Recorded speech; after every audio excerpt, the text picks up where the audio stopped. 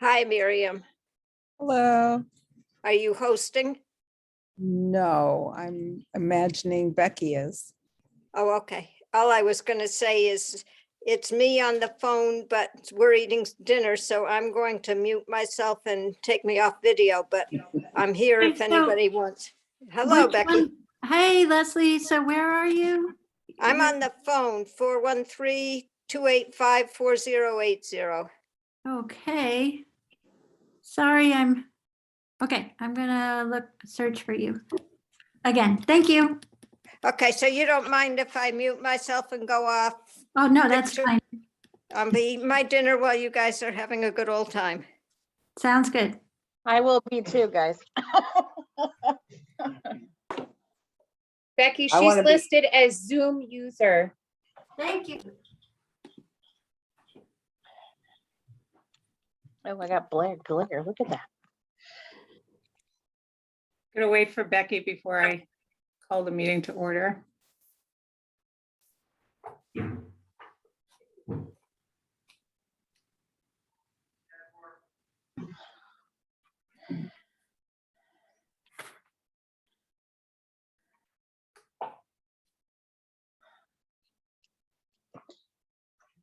All right.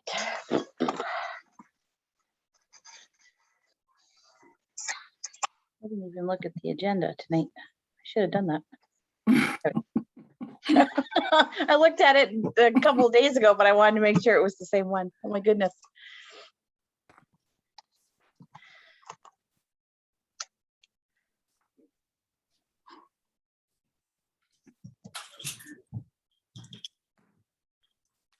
Oh, sorry about that.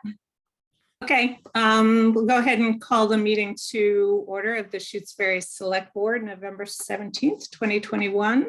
And the Concom as well, we're posted. And okay, do you want to call yourselves to order? We have a quorum, so we'll call the meeting to order. Okay, great, thank you. We didn't have on the agenda any sort of public comment. We usually just have that on our regular posted. Okay, meetings, right, but okay. This is a special. All right, and so this is a special meeting. It's not, we're out of our regular cycle. Our next meeting will be on November 23rd, regularly scheduled meeting. So tonight, the Select Board is meeting with the Conservation Commission to just discuss kind of roles and responsibilities. A number of issues have come up of late that I think warranted us to meet together just to get to have a discussion about again, roles and responsibilities. So Donna McNichol, who is our town council / also AKA attorney, has joined us this evening. And if members of the Conservation Commission can just identify yourselves, just so we make sure everybody knows who you are. So Miriam?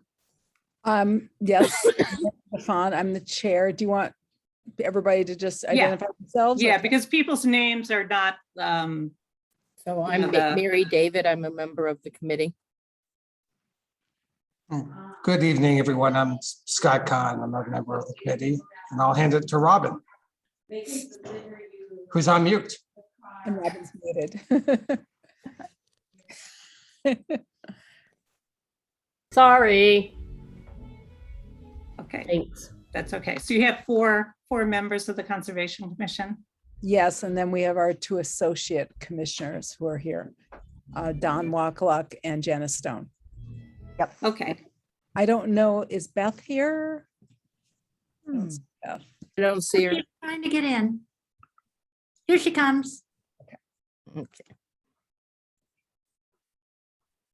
is that Beth Wilson? Yes. Okay. And Beth Wilson is the 5th member of the Conservation Commission? Yes. Okay, all right, great. So Becky, just remind me, are we going to make the appointment for the land use clerk this evening, or is that going to be next week? We're gonna do it this evening after this. Okay, all right, good. I just wanted to make sure if there was anything else on the agenda that was mentioned in case anybody wanted to stay after this discussion. So good that you mentioned the associate membership. So there are, as I understand it, 4 issues that have come up regarding jurisdiction, roles and responsibilities of the Conservation Commission. And I've had an opportunity to review all of the background material that Miriam provided and, you know, some of the other emails. And I thought we could sort of step through the 4 things with Donna and then allow, you know, if there are comments from the select board or from the Conservation Commission, we'll have that discussion. And then if we think there's additional time or need to take questions from the public, we'll do that. But I think most of the discussion tonight, this evening, regarding the Conservation Commission and the Select Board will be between those 2 committees, just for those of you who are joining us who are not on one of those committees. So the first issue. Sorry, just to interrupt you before we get going, I checked my emails and we do need to reschedule the land use clerk appointment until the next, the 23rd. Okay, so that will not be happening after after this discussion. Yeah. sorry. Okay, so since why don't we start with the associate members, the policy, and I know that Donna has reviewed this, Donna McNichol has reviewed this and has some information that she wants to share with us. So Donna, why don't I hand it off to you? Sure. So I looked at the Shutesbury Conservation Commission associate member roles, responsibilities, and limits. And I mean, I need to tell you, you just can't have associate members. Excuse me. And certainly the commission can't appoint them. I looked through your document and I think that the drafter hit the nail right on the head in the second paragraph when they talked about the fact that Chapter 40, Section 8C allows for volunteer consultants. And I would just take this document and instead of having it Shutesbury Conservation associate members, just call it Shutesbury Conservation Commission volunteer consultants. The statute doesn't provide for associate members for a conservation commission. Enabling statutes that allow for associate members or alternate members are the Zoning Board of Appeals statute, the Planning Board statute under Section 9 for special permits, but there is no provision in the law for associate members for a conservation commission. The other problem with this document is that the Conservation Commission is not an appointing authority. You have absolutely no right to appoint municipal officials. So you can't appoint associate members. And I looked at this document and it says may sit at the head table with regular commission members. They can't, they don't have that authority. It's misrepresenting to both the public and any applicants, their status, and it just shouldn't be done that way. May offer their comments as an associate member. They can't, they're not associate members. That's a very specific designation under the law, and the Conservation Commission just doesn't have the right to create them. And shall not participate in executive sessions unless specifically invited by the commission.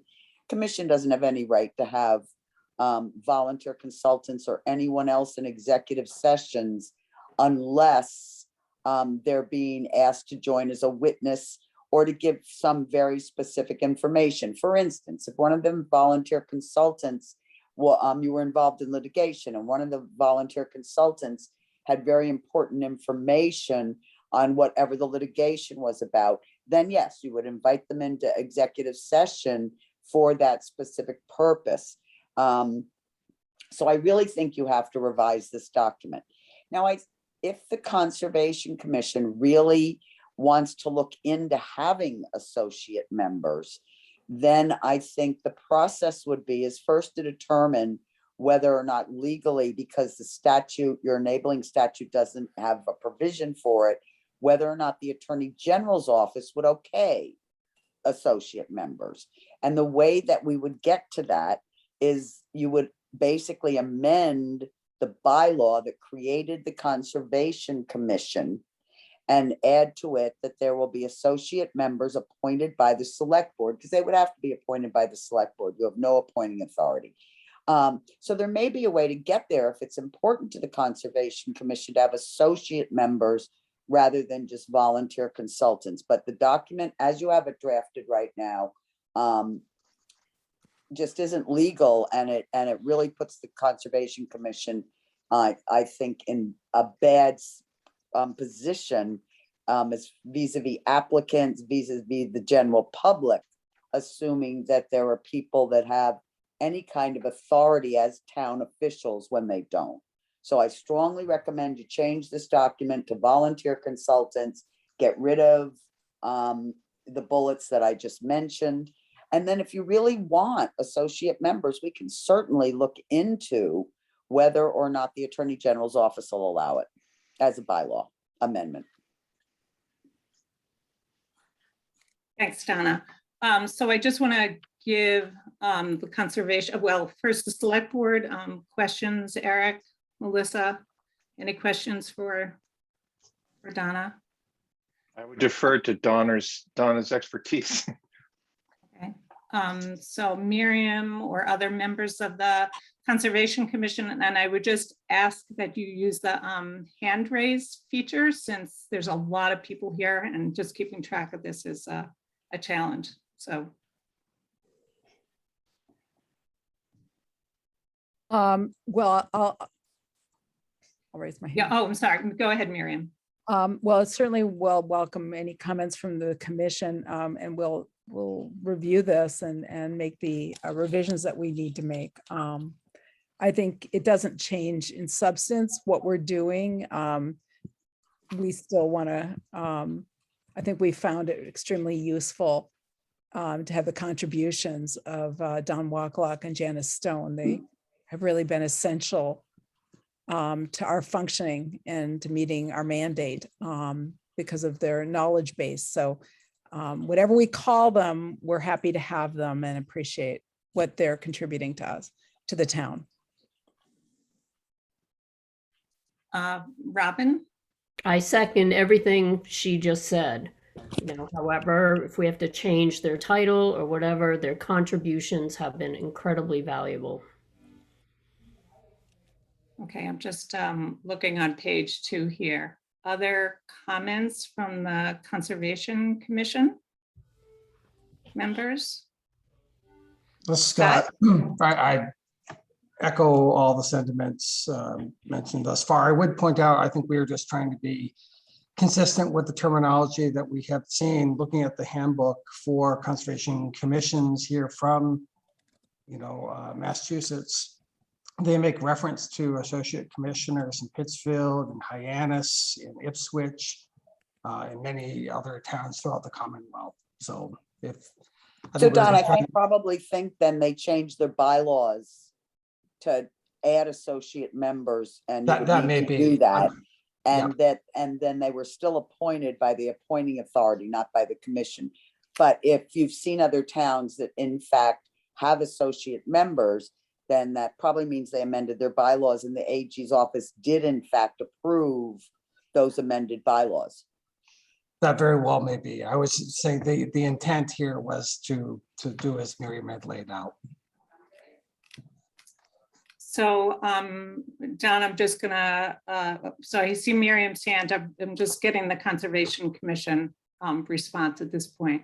So Miriam? Just had one question for Donna. Donna, are you saying also that if we want to use volunteer consultants, they would need to be approved and appointed by the Select Board? No. I understand that an associate member is a town official. And that's very different from a volunteer consultant.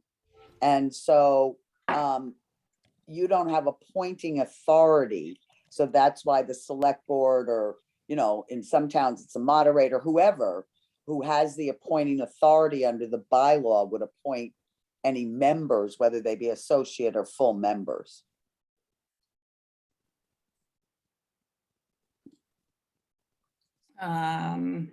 Let's see, did Uh, I? We have talked, just so you know, we have had a conversation very briefly about the idea of alternate commissioners because of the issues that have come up with the solar projects. And if projects kind of, applications kind of wind on in public hearings for too long, and there's a turnover in commissioners, we run into quorum problems, just like the planning board has the same issue. So, you know, we haven't come to a decision about whether we want to try to get a bylaw approved for that, but we've talked about it. And please understand that the problem with alternate members are the same as associate members. The same process would be used, whether you call them alternate or associate. The problem with that concept is what you need to understand is that when you start a public hearing, you need to designate who's going to be hearing. So if in fact you have 5 commission members and 2 associates, and you're going to start a meeting and you know right off the bat that 2 of the commissioners, for instance, have a conflict, then you may very well pull in the associate member so you have your full 5-member board. But you can't switch them off during the process. So once you've designated those people at the beginning of the hearing process, it's going to be those 5 people until the application's voted on. So it's not like you can switch them up during the process. It's not like what we ran into with the big solar projects now, where people left the commission and we just didn't end up with a quorum able to vote on it. You would still run into that problem because you would have designated the 5 people at the beginning. Okay. So it solves conflict of interest. It solves issues you have at the beginning of the process to fill out your board. It doesn't solve it if you run into issues with people resigning, or the applications take so long, or the applications getting in and being complete takes so long that you have a real turnover in members. You then haven't solved the problem. You just have to start over again. That's helpful. Thank you. Anybody else from the Conservation Commission have anything to say? Okay, I just take a couple of questions from the public. Is there any questions? I see Michael's hand. Let me just double check and see if there's anybody else. So I'm keep this straight. Okay. Oh, there's one. Where is it? Michael Shara. Yeah. Yep. Okay, Michael. I just wanted to follow up for clarification what Donna just said. Hi, Donna. How are you? Good. How are you? Good. So this is helpful for Concom, but just to be clear with the concept, with the planning board, or in this case, the Concom, can you have like the full court press, like in the planning board, have 9 people designated to hear? Because the idea is that you want to be able to hear throughout. No. So you can only have the number designated. Right. Oh, that sucks. Sorry. Thank you. Okay.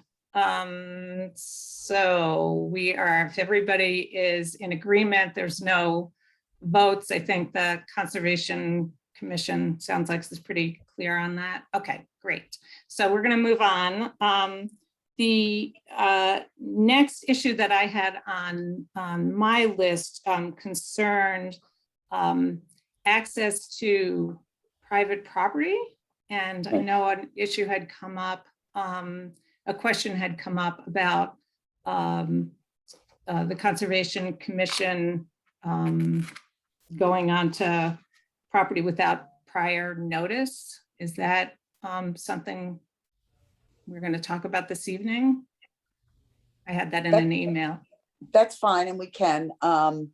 It was sent to me. I think it's really important for all town boards, not just the Conservation Commission, but all town boards, even with the enforcement authority, to understand that they don't have the right to just go on private property without the owner's permission. What the Concom handbook and the Concom Association recommends, that if you hear that there's a violation and you think there might be, and the property owner won't give you permission to go on their property, if you can view the violation or what appears to be the violation from abutting property, and the abutting property owner gives you permission, you could view it that way. You could view it from a stream if that's an issue. You could view it from the roadway, but you can't go on private property without the owner's permission. If you don't have the opportunity to view it by some abutting property way, then we need to get an administrative search warrant. They're easier to get than a regular search warrant. The district court in Greenfield is very familiar with them. We get them fairly frequently for boards of health, for Concoms.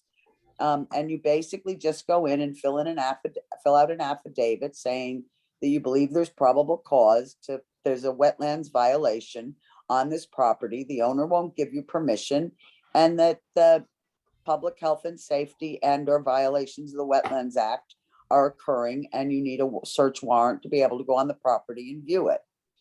The reason that's so important is because if you want to do any kind of penalty, any kind of enforcement action in court, if you don't have a proper search warrant to go on the property and find the violations, then in fact, the case can be thrown out.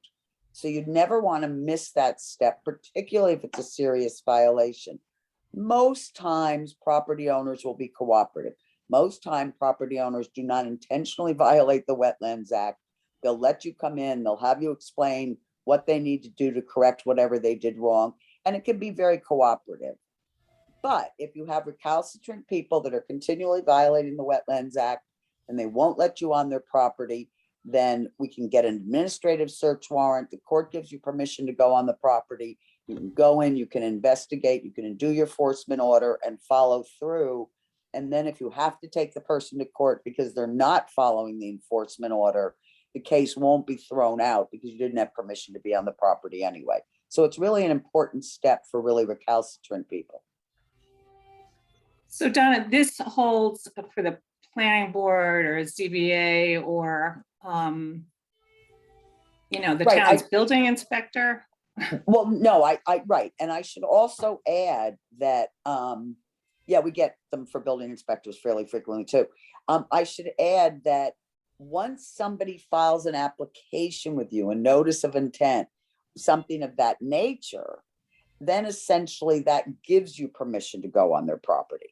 So this is really only necessary for the people who haven't come before the commission or violating the Wetlands Act and won't let you on the property. If they filed a notice of intent, part of the point of the notice of intent that you can do a site visit. If they're looking for an order of conditions, part of the application for the order of conditions is that you can go and do a site visit. So this tool is not needed very often, but if in fact somebody says you can't come on my property, they say you can't come on my property and they filed a notice of intent or an order of conditions, you basically deny it and tell them they can't do anything until they let you on the property. And that's where your power is there. But if it's somebody that's violating and they haven't filed a notice of intent, haven't requested an order of conditions, that's when you need a search warrant to go in. That's why the planning board can do site visits, the ZBA can do site visits, kind of thing, because essentially the application is permission to go on the property. Okay, Miriam? Yeah, thank you, Donna. So I have a question about that. It's really two parts. So if someone has submitted a request for a determination of applicability, and the Conservation Commission has issued a determination of applicability with conditions, for example, that erosion controls have to be maintained, which is one of our standard conditions. Do we need to then get prior notification to inspect the erosion controls, or we should put I, that. I or certainly second- would. or I second- certainly would. The second question was, the Massachusetts Association of Conservation Commissioners has a list of recommended conditions for orders of conditions. And one of them was to have a specific condition that the Conservation Commission can do site inspections without notification. Now, would you say that that is an appropriate thing to put in an order of conditions or not? Because it, there might be a situation where, for example, if there's a wetland release suspected, a timely inspection might be important. Yeah, I mean, I think that's pretty heavy-handed, but I think that's your call. If in fact you put a condition on saying that you can do inspections without notice, then I think you probably have the right to do that. But I'm not sure that that isn't pretty heavy-handed in a small town. I think that, basically saying that you'll give notice unless in an emergency or something of that order may be a little easier to bear, so that I would think of it in those kind of terms. So I just had a question, giving notice that you're coming to do an inspection, but not waiting for permission. That's exactly what Okay. that condition means. That's Yeah, exactly okay. what that condition means. You hit the nail right on the head. Basically, if you put a condition on saying you'll give notice of inspections, you're not looking for permission. You're basically saying right. that, in order for the Concom to do their job and to allow this application, you're basically allowing them to come on the property, but they'll give you reasonable notice. Mhm. And I'd also use the word reasonable. I mean, reasonable notice can mean different things during different situations. If it's, they're just doing regular work and something really fails, like they're building a solar array, and like happened in some of the towns in the early parts of the solar array construction when they weren't doing staggered development and the whole bank just fell into a stream. Reasonable notice under those circumstances, I would think would be a very short period of time. And you'd be able to say, sorry, here's your notice. We're coming on the property in 3 hours because it's been reported to us, the whole hillside is slid into a stream. We need to get down there. We need to see what's going on. Where if you're just going to check and make sure they have the hay bales and whatever else you put on, and you just want to check to make sure they're complying with the order of conditions, then I think 24 hours, 48 hours would be reasonable notice. So I think if you put as a condition, inspections will be done upon reasonable notice, except in an emergency, then I think you've covered your bases sufficiently to give them fair warning. Under normal circumstances, they'll get reasonable notice. If it's an emergency, we're coming in once we let you know we're coming. That clear, Miriam? Yeah, okay. Select board members, Eric, Melissa, any comments, questions? And I also just want to offer the opportunity to any other members of the Conservation Commission to use the raised hand feature. I'm just gonna scroll across.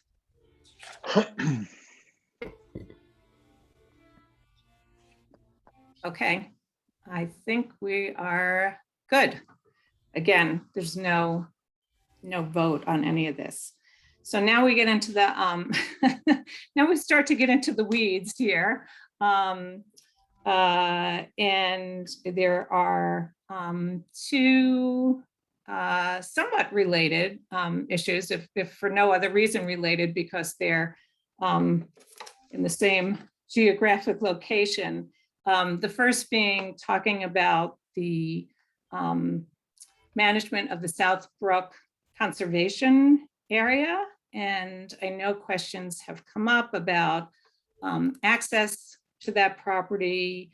And I did, a bunch of research and background looking today. And And I think there are a few things that we want to address this evening. And again, I think, Donna, if you want to step through it, and then we can have the, questions from and Sure. comments. Yeah, I really want to separate out the town beach area. Yes, I from am. the Yes, I Southbrook see that as the Conservation fourth. area. Yes, They're let's do the very conservation related, area. but they're also very separate. And so I want to be really clear on that. Yes, As for the Southbrook Conservation Area, the area that was bought with 100,000 and 2,000, I think it's clear that that land is under the Conservation Commission to manage and control. I think that the issues that arose around that is, one, putting up a sign that allowed snowmobiles, when I don't think that's passive conservation. And so I think that that's problematical, allowing snowmobiles. I think the law is pretty clear that as far as mechanical vehicles, the only thing that we absolutely have to allow on this kind of managed conservation land are handicap vehicles. So motorized wheelchairs, certain kinds of scooters that handicapped people use, those kind of motorized vehicles are going to be allowed, regardless of what kind of restrictions we have on them. So there's no handicap discrimination, so they could access them. But I think that just picking out snowmobiles as allowed, number one, I think all of the definitions of passive recreation do not include any kind of motorized vehicles, including snowmobiles. And I think that in order to allow snowmobiles, you really have to be able to justify a distinction between that and other motorized vehicles, and why you're allowing those when this land is for passive recreation. So I think that sign needs to be rethought and rediscussed with those concepts in mind. The other real concern I had was twofold. One was the Conservation Commission going directly to the Highway Department. The Highway Department is under the supervision and control of the Select Board. And if in fact you need the Highway Department to do something, you need to go and talk to the Select Board. Doesn't mean the Select Board won't have it done. It just means that you basically have to get the Select Board's permission, and the Select Board will be the one giving instructions to the Highway Department on what to do. The other concern I have is this concept of boulders along a way. I don't think it's safe, and I think that it raises the town's liability significantly. And here's why.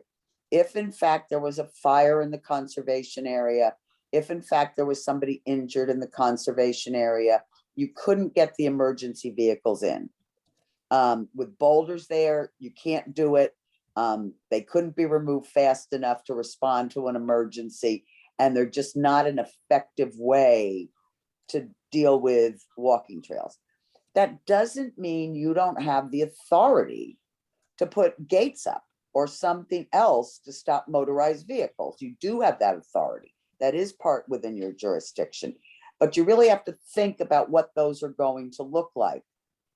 There was one case where a Conservation Commission put two posts and one of those steel wires between them, and a snowmobiler was decapitated because of it. They didn't see it. So you really have to think about what you're doing here. If you're going to put up blocks that don't allow motorized vehicles, teenagers doing things like that and violating the rules, that kind of thing, you've really got to do it in a very safe way. And so what that really means is basically finding the funds to put up some sort of gate. You have to make sure the fire department and the police department have keys or a way to open that gate to access the property in an emergency. So bottom line is, yes, you have the right to block it off so motorized vehicles can't use it, if that's your determination and that's your jurisdiction. And you have the authority to do that. But you really have to think about how you're doing it. Boulders don't work. Little steel wires that are inexpensive between two posts don't work. You really need to think about safety, emergency access, those kind of things, and not discriminating when you make these decisions and then when you follow through. I think that's one of the reasons that it's so important for commissions to talk with other boards and other committees. If you get an idea and you want to do something, if you go to the select board and say, we want to do this, we either need to find funds for it, or this is our idea, you'll have this discussion and these kind of things will come out because they're known, because other people, other commissioners or other people with that jurisdiction over other land have made these kind of choices. And you'll just have more minds thinking about how to do it safely, not discriminatorily, and making sure that emergency vehicles have access. So that's my concepts about what you're doing with the Southbrook Conservation Area, the land that was bought in 2000. Much bigger problem with the Southtown Beach Conservation Area. Yeah, let's Sure, stop. Sure, okay, all right. Let's stop there and then we'll take the, Okay. take the right. boat launch and the beach All right. next. So So I know Miriam has her, I want to give select board members an opportunity if you have questions, so Melissa or Eric, and then the Conservation Commission. So either Melissa, Eric, I'm you're all good. set for now. I'm Okay. just listening right now. Okay, all right, great. I'm- And Miriam, I saw your hand up. Thank you. So just for the members of the public's understanding of why this came up, we learned in October that there was an individual who was driving a truck on hiking trails in the Southbrook Conservation Area and harvesting mountain laurel. Reportedly told Officer Burgess that he has in the past harvested it directly from the conservation land, though at the time when he was identified in October, he claimed to be using the trails to access some private property for which he had permission. However, he was harvesting mountain laurel to sell commercially to florists. And the concern was that, he was the truck was damaging wetlands and other habitat, and these trails are not designed for truck travel.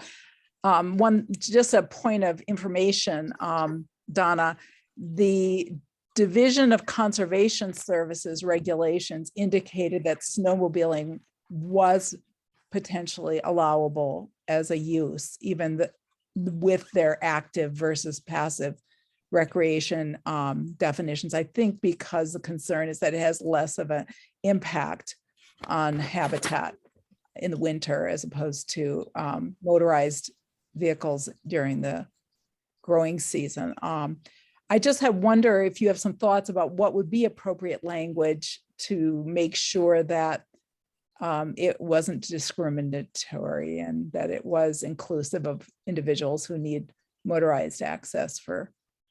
Well, I certainly think that if you just say no motor vehicles, you can always put below it except handicap, access vehicles or something of that nature. That would be more than adequate. As far as the snowmobiles, I know that the definition of passive recreation says no snowmobiles. I also know that you're absolutely right, Miriam, that they've considered that as allowable. I'm not sure that their distinction between it, whether it harms or hurts, is really valid, given sometimes when snowmobiles go on those trails, when there's hardly any snow and they're breaking over wetlands and they're digging into dirt and, doing that to the trails. So I think that, but in our area, snowmobiling is really important. And so, I think that's can be a much bigger discussion, but it needs to be a discussion. It can't just be, we're going to allow snowmobiles, but we're not allowing any other kind of motorized vehicle except handicap vehicles. If you all have a discussion and if you all determine that you believe that the conservation area, that land that you have care and custody of, is less harmed or is okay to have snowmobiles, and the conservation division says fine, then so be it. But I would be really careful about that, because their definitions don't allow it. And in most of the conservation restriction documents that we have from the state that are on conservation land don't allow it, don't allow any motorized vehicles. So I would be really careful about that. So I know we have a couple of hands, but I just wanted a point of clarification on Southbrook. So Southbrook was purchased with CPA funds. There wasn't any self-help money, is that? It was, There was self-help money for Was self-help Southbrook yes. and Yes, CPA funds. No, there was I no don't, there was CPA. no No, there was CPA. no CPA. Okay, I don't know why I thought, so it was, okay, good. I think we did a small amount of CPA funds for, just for the trail stuff. So, okay, good, thank you. I see, I'm just going to, again, first members of the Conservation Commission, and then I'll go to other folks. So Scott has his hand up. You just unmute yourself, Scott. Yeah, I'm sorry. I think Penny had her hand up first, but She did, but I'm going to actual members of the, I know Penny's good been enough. All right. staffing. Well, and I just wanted to thank you, Donna. That's really helpful. I just wanted to make sure that I was tracking with what you said. My understanding of this property is it has a established snowmobile trail that's been there for quite some time and has been maintained as a snowmobile trail, through this particular property, including signage, trail signage and everything else that accompanies that. But what I understood from you, I just want to be clear, from a legal perspective, you were saying that the Conservation Commission has the right to manage this in accordance with the plan.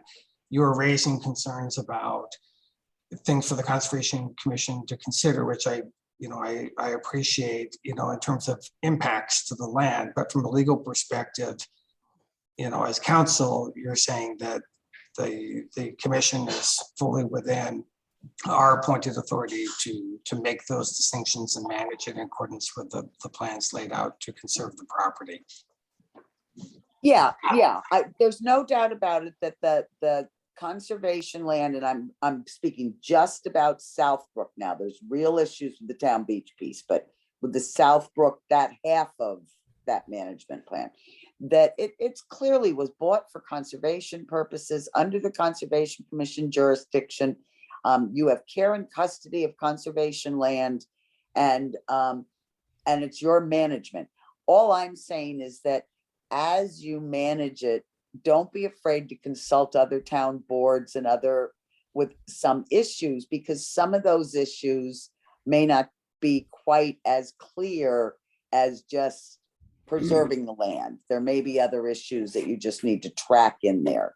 And I would just be careful on the snowmobile issue. I represent a lot of small towns. There's snowmobilers in every one of them. They have snowmobile clubs. It's an important family activity. It's an important recreational activity. The problem is distinguishing between all these vehicles, and how do you distinguish between them? And do you have a really good reason to say yes, snowmobiles, no all-terrain vehicles, or something of that nature?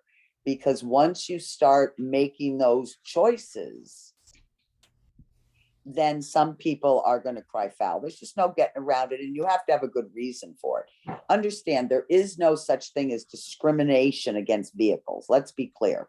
When I'm talking about discrimination, I'm talking about handicap vehicles versus other motorized vehicles, and discriminating against handicapped individuals.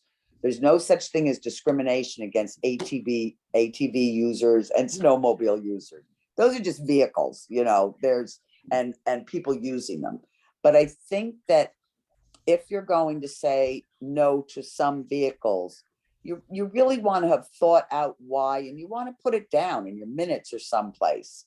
You know, we're not allowing any other vehicles, motorized vehicles on this property except handicap for this reason.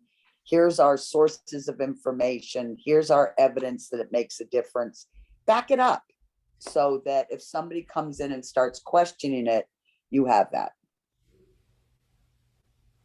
Okay, thanks, Donna. Penny and first, and then Grace and Janice. Take you in that order. Thank you. I have two questions. One I think is fairly straightforward based on what you've been saying, Donna, and the other one is, I think, going to be much muddier. I'll start with the first one, and that is the little park that I have been working to install at the top of the lake, and that is with CPA funds. We have put up a fence and we have stones barricading access to the property right now. Is that a problem? Where is this, Penny? It's off of, it's Merrill? where you turn onto Merrill Drive right at Lakeview. Uh-huh. It's a little 60-foot wide strip of land that goes from Merrill down to the lake. If you recall where the island is, there used to be a bridge across to the island. So it's where the land end of the bridge remained. And so far, we've put in a steps and a stone pad for canoes and kayaks to access this. I thought this fall, Tim Hunting would install parking spaces, but that hasn't happened. And in the interim, we have stones blocking access to the site. And is that an issue based on what you talked about with the stones at? How far, Penny, how far is it from Lakeview down to the water? It is 120 or 30 feet. Yeah, so if a fire truck had to pull up on Lakeview and put out a fire, or an ambulance, they would just take a stretcher 100 feet down to put somebody on it, right? Mm-hmm. I mean, that's what I'm talking about with the stones, is that, you know, it's not that you can't put up stones to stop somebody from driving on a lawn or something of that nature, but if you put them up at the beginning of a long trailhead or a decent sized trailhead, then the emergency vehicles can't get to where they need. You're not going to have emergency personnel trucking in a quarter of a mile for fire or for rescuing somebody, administering first aid kind of thing. But if in fact the first responders can get to the area easily and perform their duties, then I don't think you necessarily have to be concerned if you put up boulders to just block people from driving on a lawn area or something like that. Okay, thanks. That was very helpful. And my other question has to do with what we routinely call the South Brook property, which is actually, as we're alluding to tonight, two properties. The southern half is South Brook, that was purchased with the self-help grant, and the northern part that fronts on Randall Road and the lake is the Lake Wyola, I always get the name wrong, the Lake Wyola Conservation Area. The town conservation area. Yeah, so from a management point of view, I think the management plan then, and correct me if I'm wrong, but Janice Stone wrote that plan back in 2001. 2001. Thanks, Rita. You're on top of things. The trails are all contiguous in there. As I think about that property, I think about it as one unit, but it sounds like Donna, you're saying that we can't do that anymore. Well, I think that I separate them because I think they're very different discussions. And I'm not convinced they should have been combined like that. and so I want to make sure that everybody's clear on issues around the South Brook Conservation Area and that that's dealt with, because I think that the Town Beach Conservation Area, or whatever we're calling that other piece, has a lot more issues. And that you're the talking town- about the wooded portion of it as well as the boat launch and the beach portion of it. Well, I'm talking about the whole piece of it, but Mhm. at some point that may be separated out. But I think for these purposes, the South Brook Conservation Area that was bought for 100,000 or whatever in 2000 Mhm. was clearly bought as conservation land. I don't feel that that's as clear on the other piece. And I think the use of the other piece has been very different. And I think that the town needs to iron it out. It's a huge can of worms have been opened by this discussion and the discussion with DFW and stuff. And so I think I'm trying to keep them separate because I think they're very different situations. And we are going to keep them separate. We will get to that. So we are still talking about the South Brook Conservation Area. And Grace, I think you're next. Oh, yeah, I had a question. So I've got the 2001 management plan here. And my question is about for Donna about policy and authority, and what does this land management document actually mean now today? So under the management section, the second bullet point says, discussions with the Trails Committee and the Recreation and Open Space Committees regarding issues such as the impact of increased trail use by pedestrians, horses, and motorized vehicles, forest and wildlife management practices, parking problems, and hunting policy. That sounds to me like the management document says that when discussing and setting trail policy, Conservation Commission needs to work with the Recreation and Open Space Committees. It says the Trails Committee, but I don't think that, I mean, we don't have that right now. So when this conversation first started and we went back to the management document to find out what it said, my question was, wait, was Conservation Commission supposed to have a meeting with Recreation? Let's be, and this is sort of getting back into the jumble of these two parcels. And that's why the management plan, I have some concerns with it. Southbrook Conservation Area is conservation land. They may do a management plan for that. They don't have to consult with anybody. Their management plan is basically how the Conservation Commission is going to manage this conservation land. And there doesn't have to be.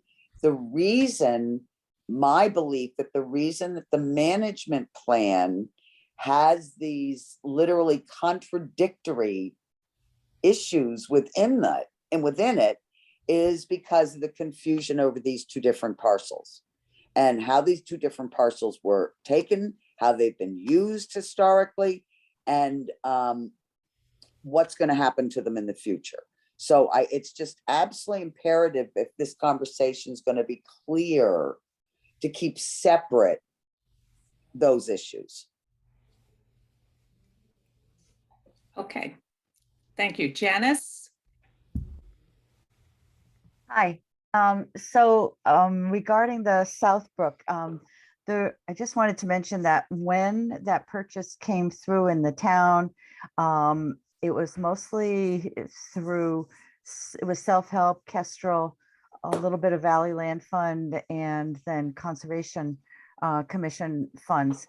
But I was just looking at the record, and it said that it was a unanimous vote at town meeting to pay for it. And part of that was because the snowmobilers had been using that property for a very long time. And there was an agreement, and I don't see it anywhere in print, but there was an understanding, let's say, that they would be allowed to continue. And if they hadn't, then we wouldn't have had the support we needed through town. So, that's how it's in there. I don't know if snowmobiling is as big a thing now. I think it probably is still important enough that it needs to be, like you said, discussed and considered. Thanks, Janice. Anybody else from the Conservation Commission, Select Board members, or the public? Penny, your hand is still up. Did you want to speak again? Or did you just not take it down? Penny Jakes? I guess you didn't want to speak. Anybody else? I don't see any other hands. Oh, Grace, go ahead.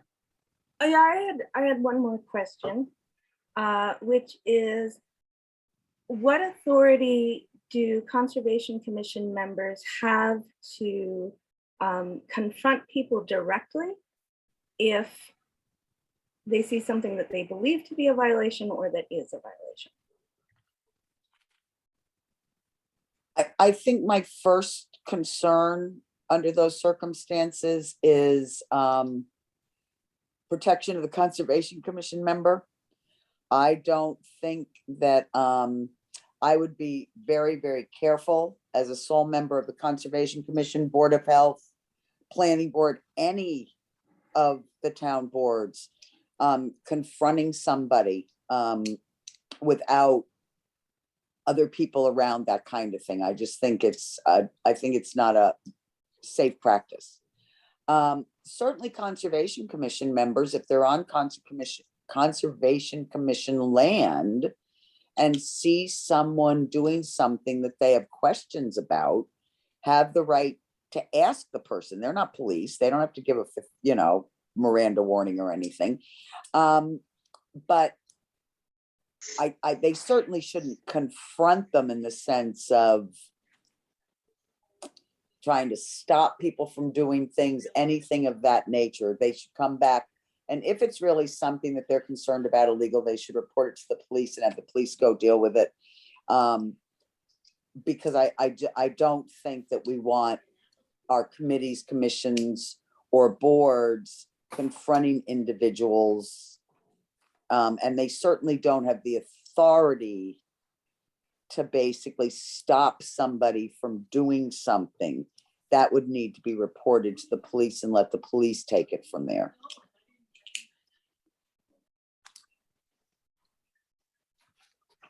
Okay, anybody else?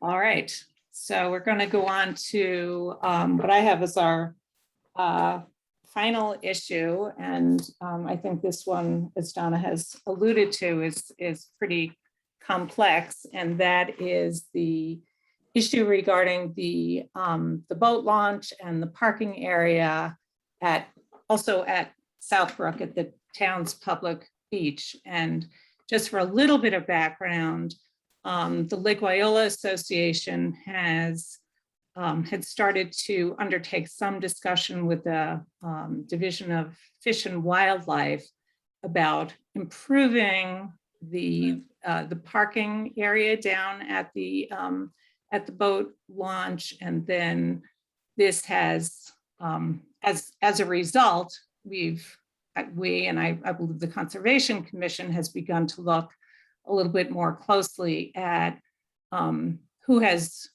jurisdiction over this property, which, as I understand it, was also purchased. This was back in, I think, 1965, and there was a self-help grants of state money that was used to purchase that property.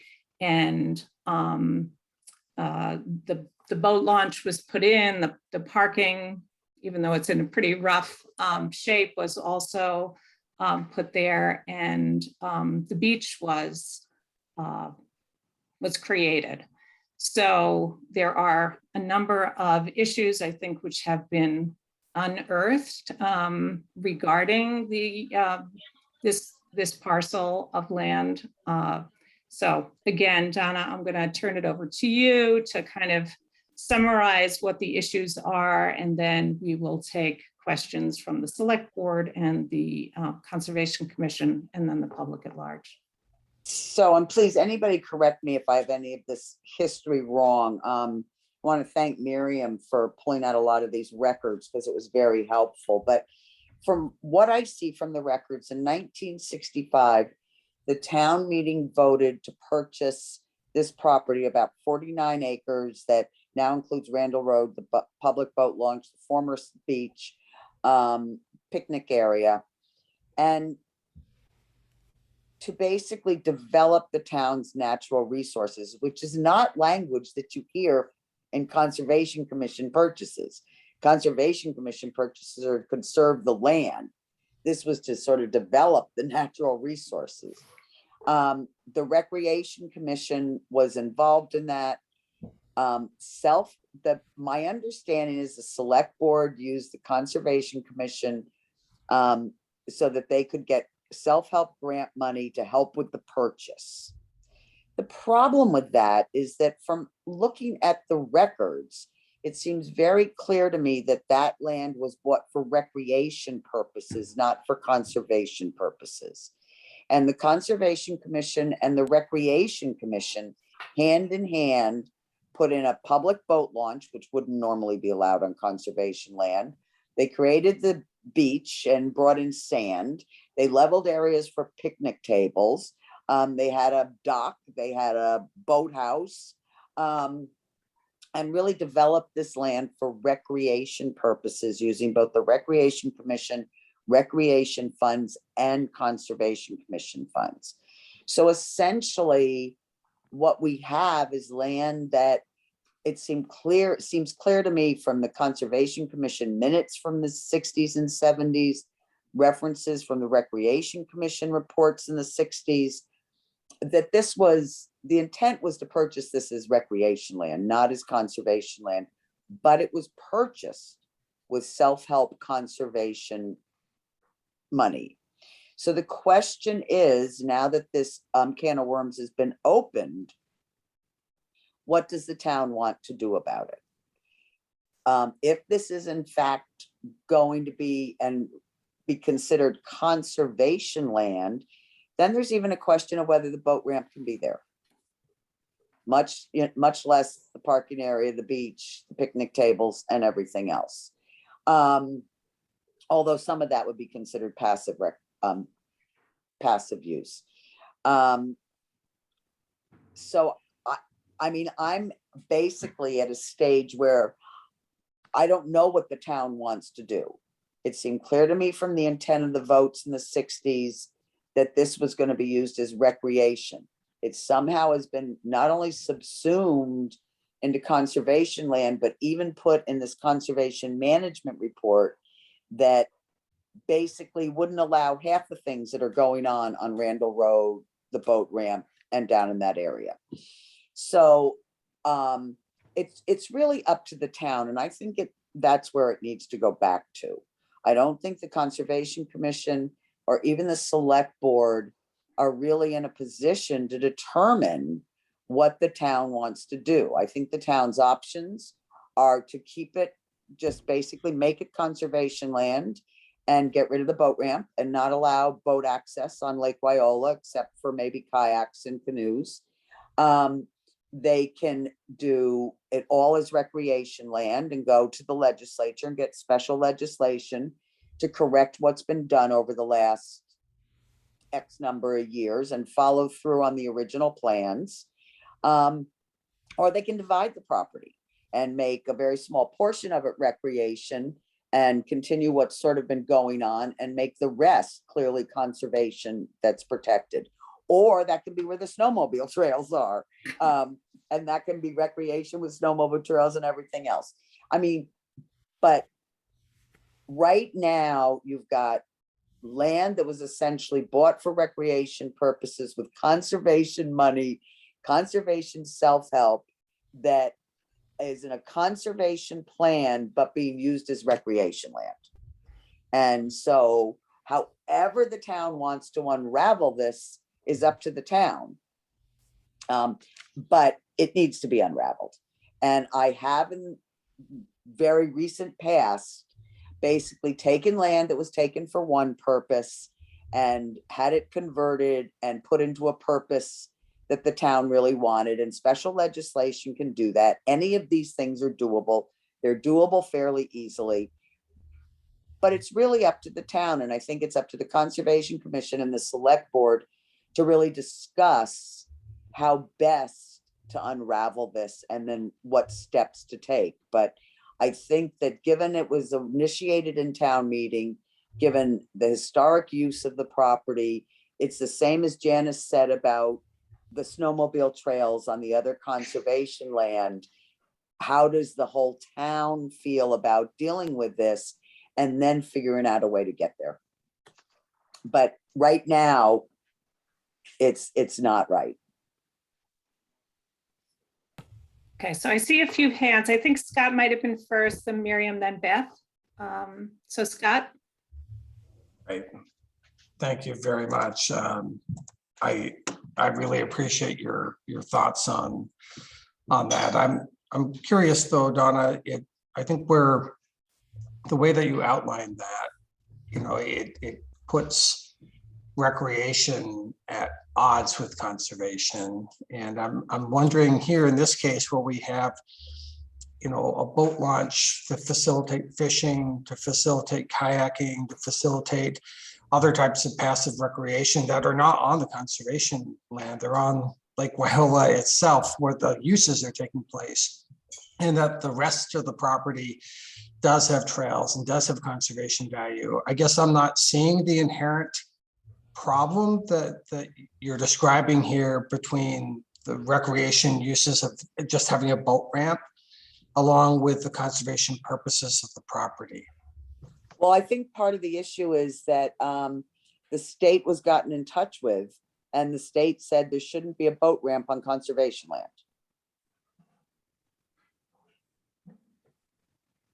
Recreation use like a boat ramp as the boat ramp, public boat ramp for Lake Wyola is very different than conservation. It is a conflict. I don't disagree with you in the concept, Scott. I think that that's exactly the concept that you're discussing is exactly what the town meeting tried to do in 1965. The problem is they used self-help money to purchase it. And so now that the state has been contacted, the state is basically saying that there shouldn't be a boat ramp there. That's not a proper use on conservation land. Self-help money was used, so this is conservation land.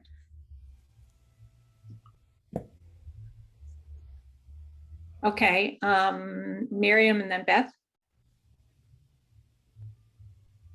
Miriam, you need to unmute yourself. So Donna, I guess I have a couple questions. One is clarification.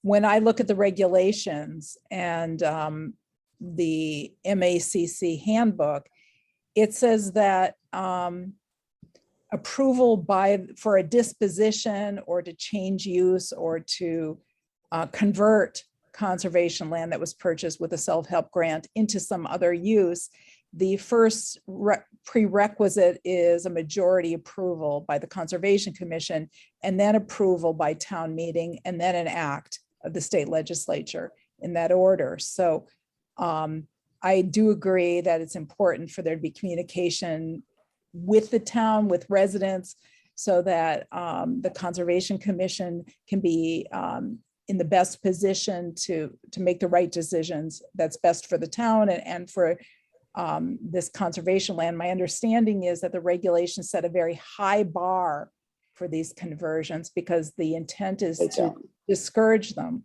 Yeah, they really don't, not in this kind of circumstance. They do if you took Southbrook and said all of a sudden you wanted to sell it for housing development. It's a very high bar. But when you give them the mitigating circumstances and what happened to this area, the town meeting votes, the historic use it's been put to, the Recreation Commission putting funding, the Conservation Commission putting money in for the boat ramp and things.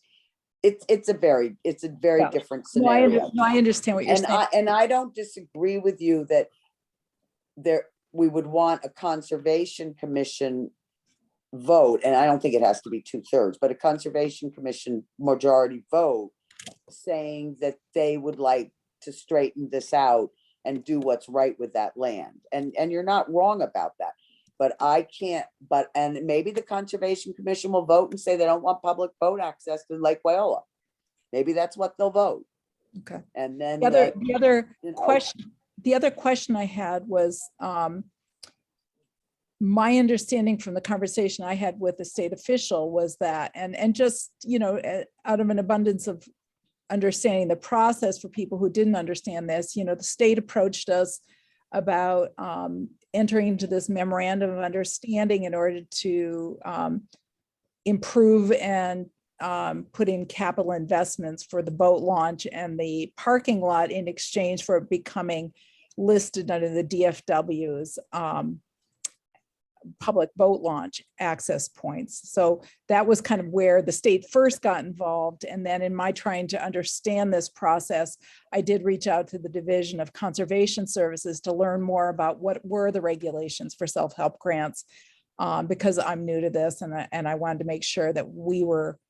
one just cautionary note, don't call the state first. That should not be step one. Go ahead. Well, it wasn't my first step. My first step was actually No. talking to several people who are knowledgeable about these things. And then I would have much preferred the town would have worked out what they wanted to do before the state was involved, is all I'm saying.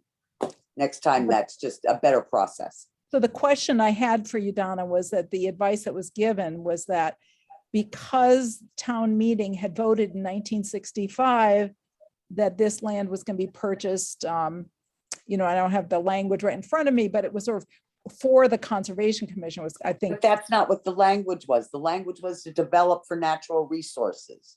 Okay, I thought the it mentioned. Conservation Commission, Could the I- Conservation Commission and the Recreation Commission were hand in hand. The 1965 Conservation Commission report said, we're gonna build a boat ramp, we're gonna build a beach, we're gonna build a dock. I mean, there's I'm sorry, nothing in Donna, could that language or those reports that indicate that this was bought for conservation purposes, Miriam. I understand, Donna. Could I just finish my question for you? I understand that what you're saying. The point I was making was that the deed makes no mention of the fact that this was purchased with self-help funds. The advice that I was given from the Division of Conservation Services was that in those circumstances, they have a recommended remedy, which is that you attach the town meeting vote. No. I mean, we don't even know what we want to do with the land yet. So why would be attaching something that would make it even more hard to unravel? You know, there's absolutely no requirement. And that town meeting vote doesn't say for conservation purposes. It says for development of natural resources. So no, I absolutely do not think the town meeting vote should be attached to it at this point. Once the Conservation Commission, the Select Board and town meeting decide what should be done, then we can do all these fine little steps. But there's no point in doing anything now until it's unraveled. And it needs to be unraveled. It's a mess right now. So I'm going to turn over to Beth and then I have a question. All right. Yep. Thank you, Donna, for all this information. And Miriam actually asked a few of my questions there too. But I did want to add that the conservation restriction that's on the Paul C. Jones property that Coles put a huge conservation restriction on the land that's Leverett and Shutesbury. That allows snowmobiles. So there is definitely language, and that's a recent conservation restriction that was, worked out with Coles and the state. And so that's got some language in it where the ATVs, four-wheelers not allowed, but snowmobiles are. And I think it has to do with the history of the land being used by the Snowmobile Association. So that is a possibility. It's that plus the fact is, understand, those conservation restriction language is negotiated. Oh, right. And no, I so, think it's definitely. Yeah, so, I mean, you could allow, ATVs and no snowmobiles. You could allow, I mean, that's negotiated language with the state. And I've done enough of those throughout Franklin County that Some say no motorized vehicles, some say small motorized vehicles, no big trucks, you know, I mean, that kind of thing. I think the general overall language that comes from the state says no motorized vehicles. And then just like Janice said, and just like you're saying, Beth, then it's negotiated back. If you want this land under conservation, you have to allow in our neck of the woods snowmobiles because we need the votes at town meeting, and it's a recreation use that is really respected in our communities. There's snowmobile clubs, it's a family activity, and we want to be able to allow it. Right. So, yeah, Yeah. you know, Yeah. but they're Then the only other- negotiated. They're not just, there's not just the blanket rule is no motorized vehicles, and then that's negotiated. Right, yeah, sort of sets the bar and then you go Right, from there. right, exactly. Yeah, and then the only other thing I wanted to point out is that Puffer's Pond in Amherst is conservation land, but it's obviously used very recreationally. I know there's no motorized vehicles, I mean, motorized boats on Puffers, but there's all kinds of other activity. I mean, there's a boat ramp there that's for canoes, kayaks. They allow floatables, you know, it's an area that, although it's very recreationally used, it is conservation land, and it is under the management of the Conservation Commission in Amherst. But I think that That's the I think the real rub with the beach land is the boat ramp, the public boat ramp. You know, I think that when Miriam was conversing with Department of Conservation, they were basically saying that road to allow rooftop boats like kayaks and canoes was fine, but a public boat ramp putting trucks and motorized boats into the lake was an issue. And so that's the piece that, and that's how when Division of Wildlife and Fisheries came into this, that's part of the issue. The other thing that I don't have an answer to that I haven't been able to get is, I know it's referred to as the state boat ramp.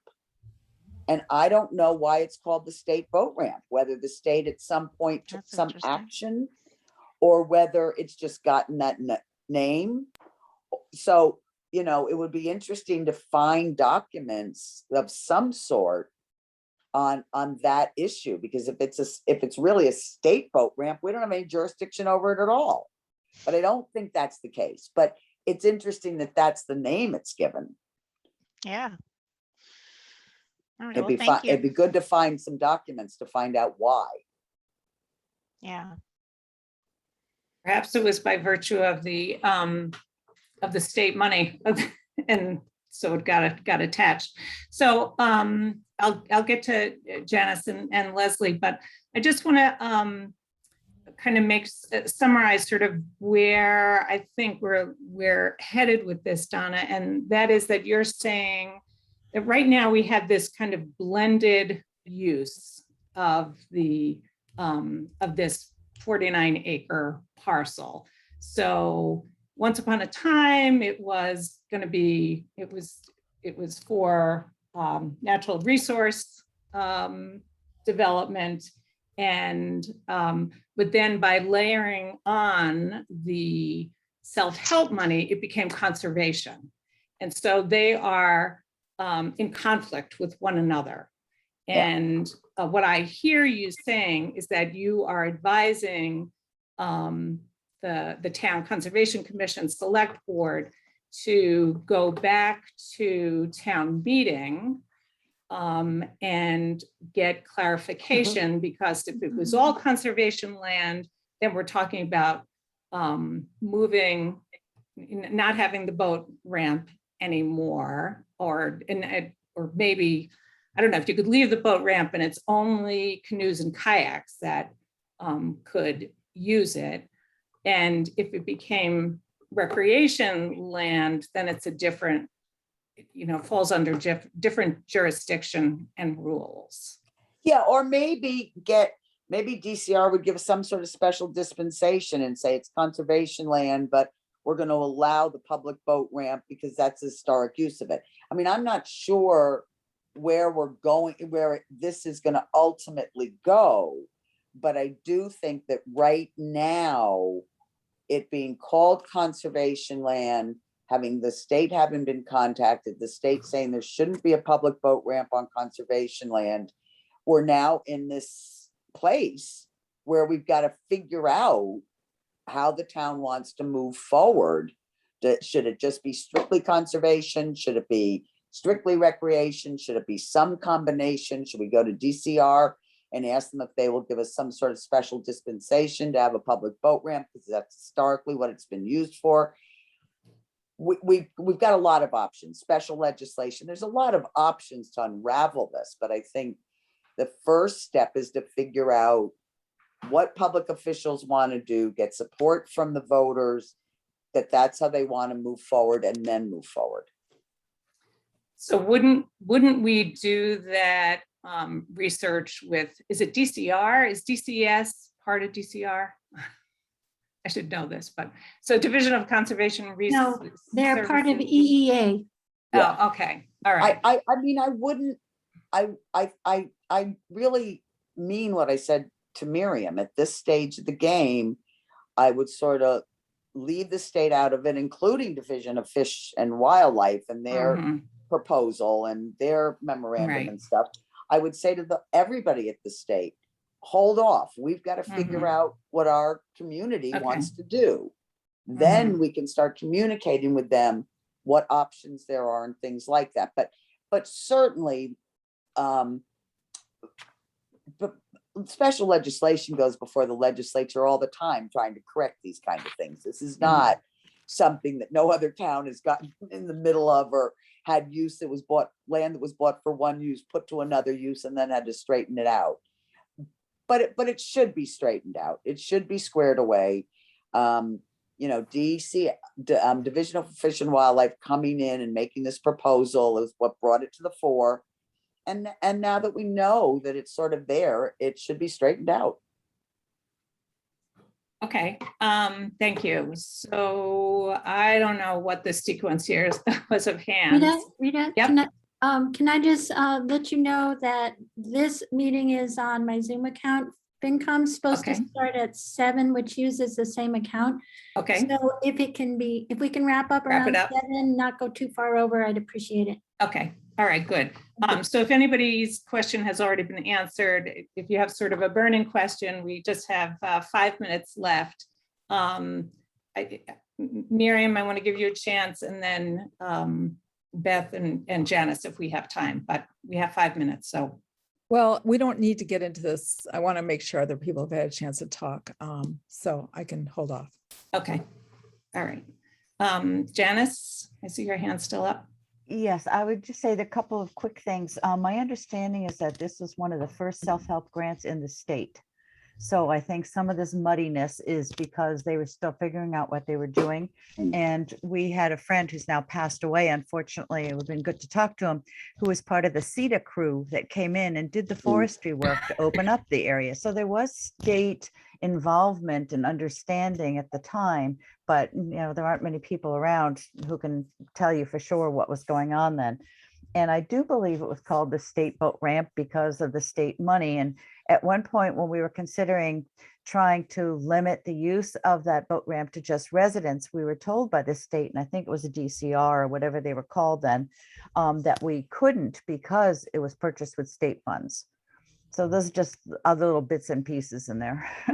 So that may be the very easy step to get it squared away, by going back to the state and saying 1965 knew we were putting in a boat ramp. We need special permission to have a boat ramp there. Yeah. I think we have the records to make that happen, to make that argument very, very strong. The first town meeting vote was February in 1965 at a special town meeting.